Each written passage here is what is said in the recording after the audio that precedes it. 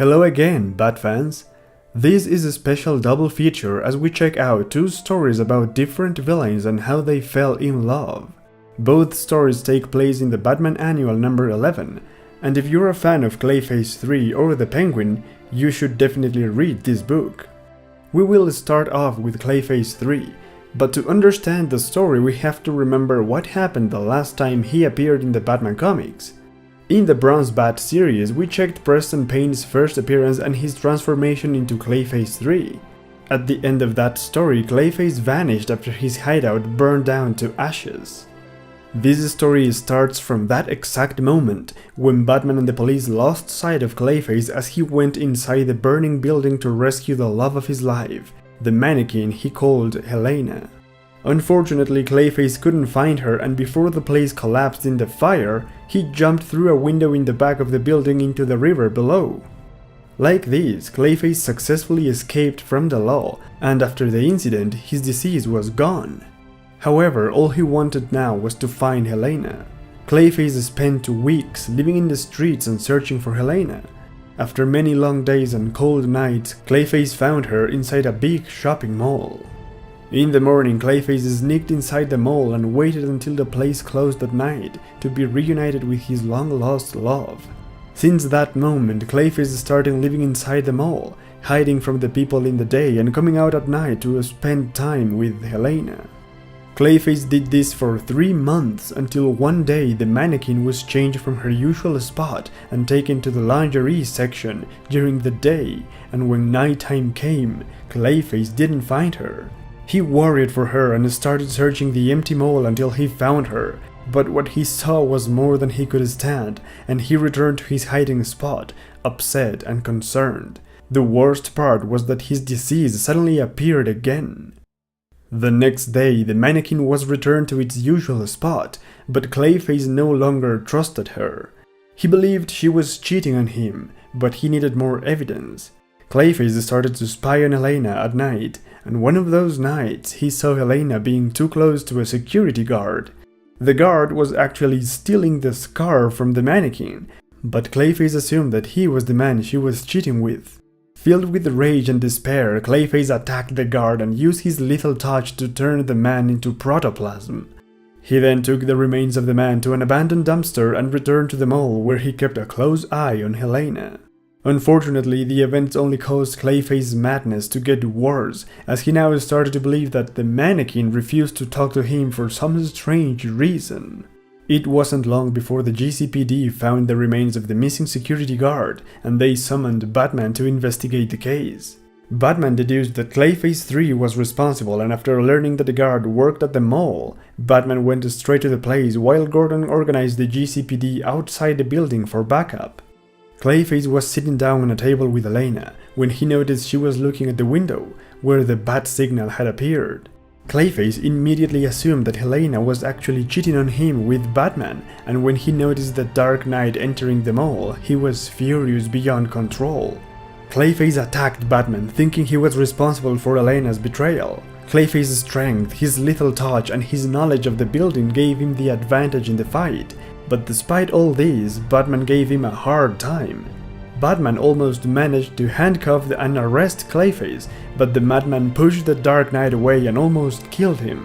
It was Clayface's own madness that saved Batman, for in the last minute of the fight, he noticed Helena smiling and he believed she was enjoying the sight of two men fighting for her love. Clayface stopped fighting and Batman offered him help. After all these events, Clayface was sent to Arkham, and Batman convinced the doctors to allow him to keep Helena inside his cell, which was organized as a living room with a TV set and sofas. It was all Preston Payne ever wanted, except now he only felt hate for Helena and he only wished for her to die. That was the first story, and as you can see, it's pretty much all about Clayface 3. Batman barely appears in this story, and despite all this, it's really a good story. This story is all about the madness of love. People say that love makes us do crazy things, but this is taking things to the extreme. The good thing is that this is exactly what Clayface 3 needed. This story simply developed further the concept of the tragic character that was created in the Bronze Age. In fact, one of the most endearing and interesting facts is that this story was edited by Len Wein, the man who created Clayface 3.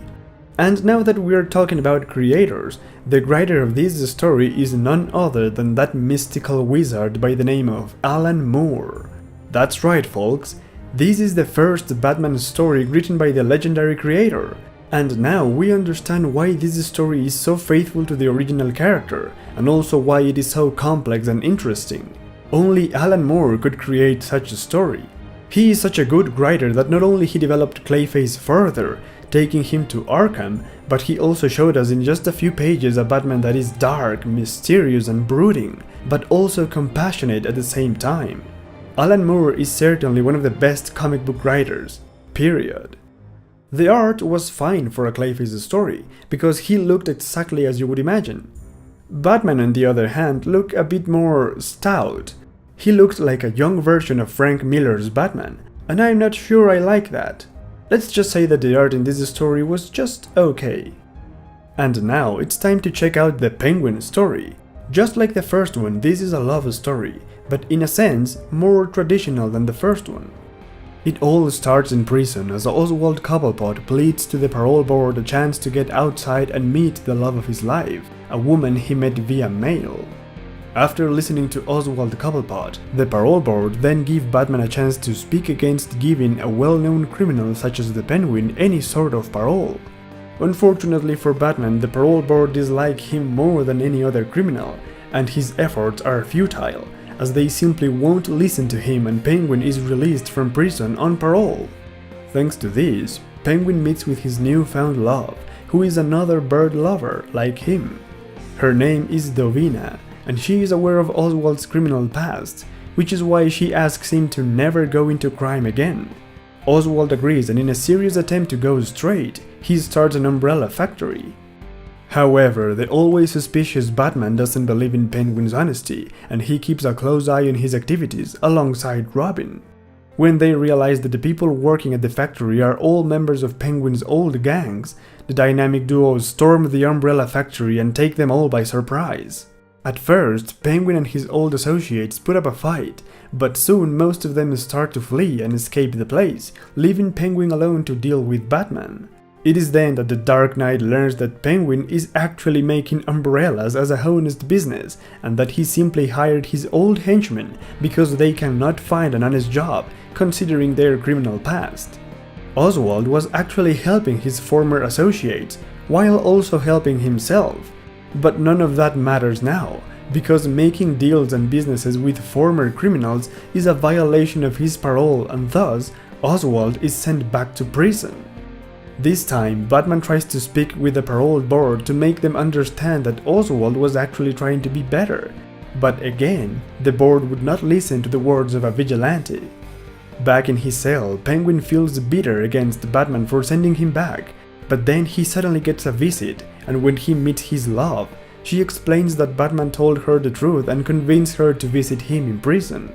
Oswald is happy beyond words, and the two of them soon start making their wedding plans. And that was the second story of the Batman Annual number 11. As I said before, this one is also a love story, which focuses more on the villain than anything else. However, unlike the Clayface story, this one feels a bit odd.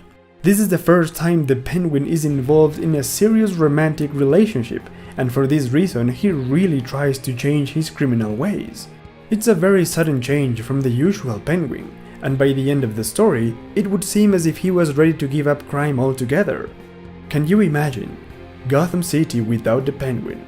We all know that didn't happen, and with good reason. Max Allan Collins was the writer of this story, and he changed the Penguin too drastically.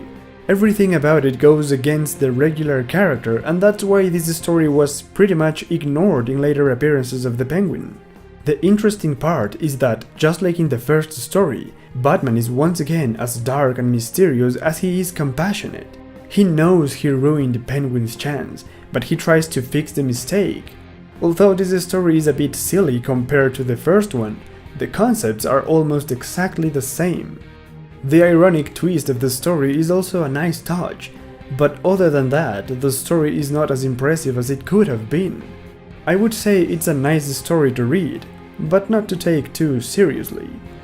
Now, there is something absolutely important about this story, and that was the fact that it marked the artistic debut in the Batman comics of the legendary Batman artist Norm Breyfogle.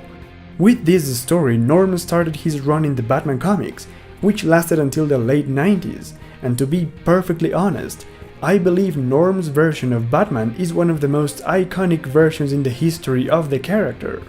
In this first story, his style was still under development, but you could see how his thin, athletic version of Batman was shrouded in mystery thanks to that large cape and shadows, and also the expressions on the Dark Knight's face became more prominent thanks to Norm's art.